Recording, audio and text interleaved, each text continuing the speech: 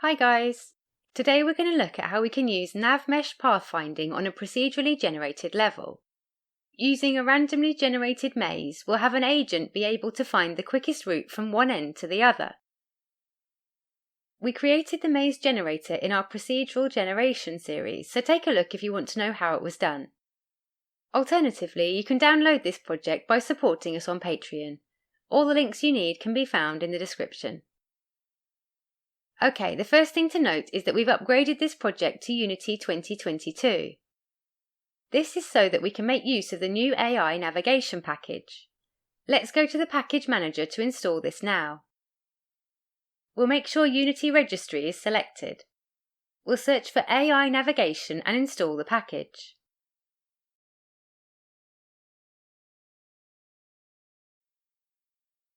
Now we've got all the components we need to implement the pathfinding.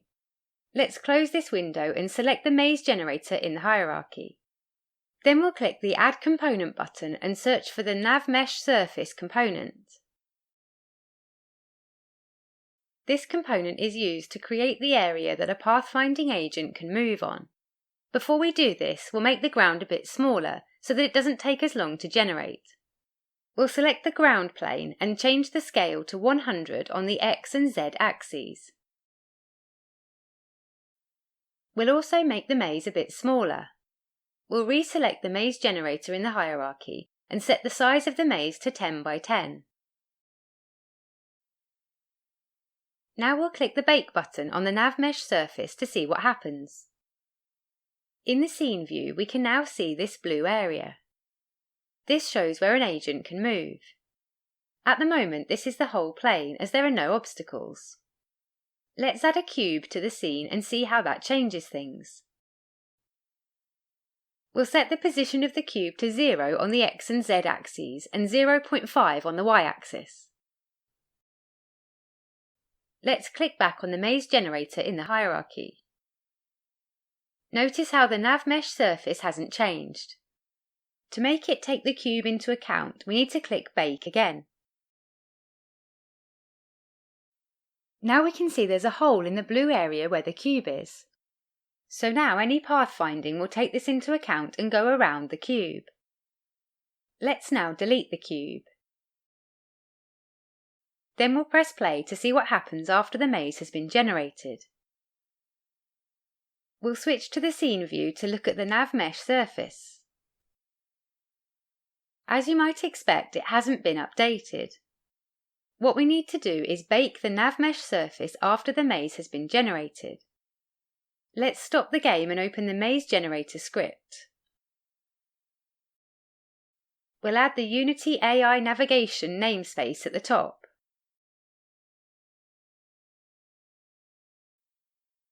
Then we'll find the point in the script where the maze is generated.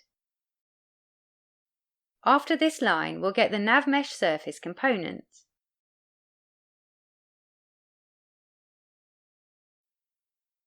Then we'll call Build NavMesh. Now the NavMesh surface will be built after the maze has been generated. Let's save this and switch back to Unity to try it out.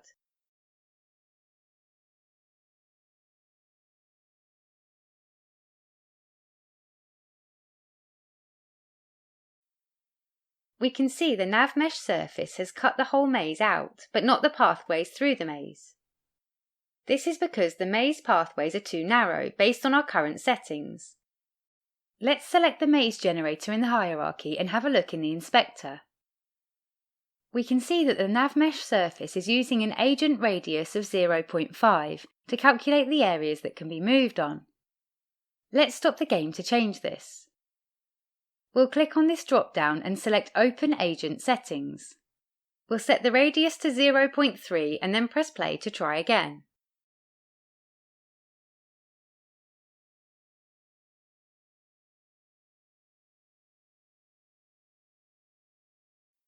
Now we can see that all the pathways are included.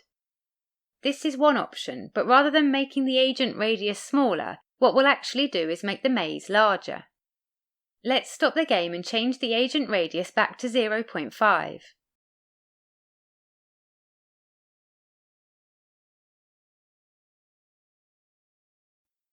The easiest way to increase the size of the maze is to have a parent object that we can resize. We'll use the maze generator object we already have as the parent.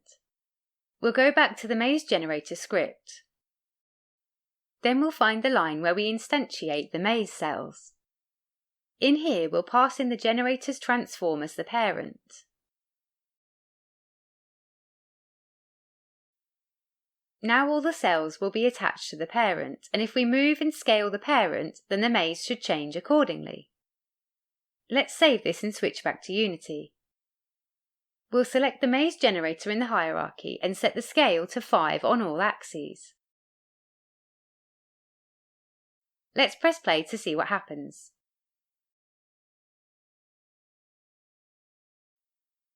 We can see that the cells have grown, but they're all overlapping. This is because the algorithm is using world positions rather than the positions local to the parent. Let's stop the game and switch back to the script to fix this. We'll search the script for uses of position. And we'll change all instances to local position.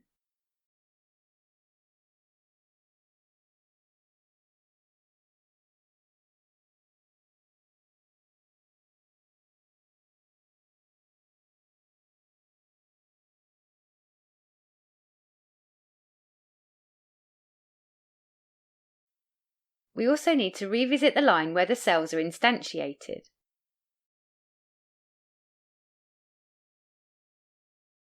When we call instantiate, the position supplied is the world position. We want this to be the position local to the parent, so we'll add another line to set the local position to the correct value.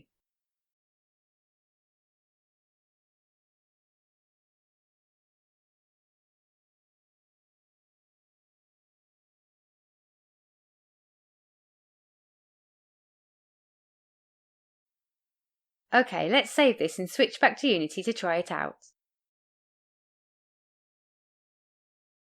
Now the maze generation works properly again, and the maze is 5 times bigger. The next thing to do is create an agent to navigate through the maze. Let's stop the game and click the plus button on the hierarchy.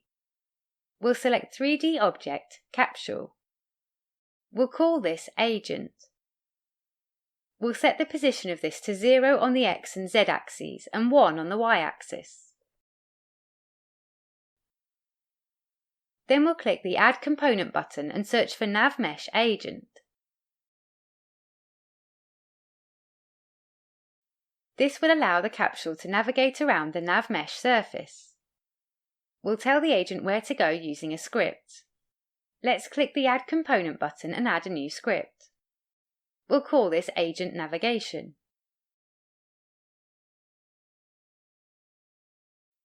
Then we'll double-click the script to open it in the editor.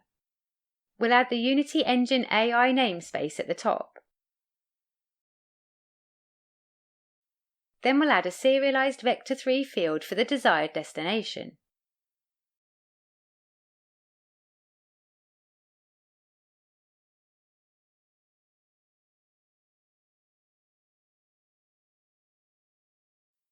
In the start method, we'll get the NavMesh agent component.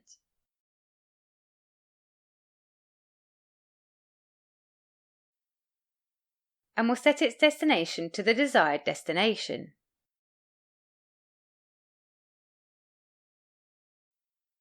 Now the agent will work out the best way to get from the current position to the specified destination, using the information in the NavMesh surface.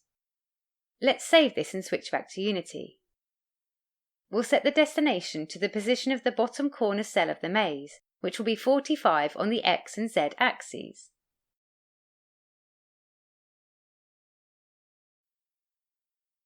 OK, let's press play to try this out. Now we can see the capsule moving through the maze. It knows where the dead ends are, so it will get from one end to the other without making any mistakes.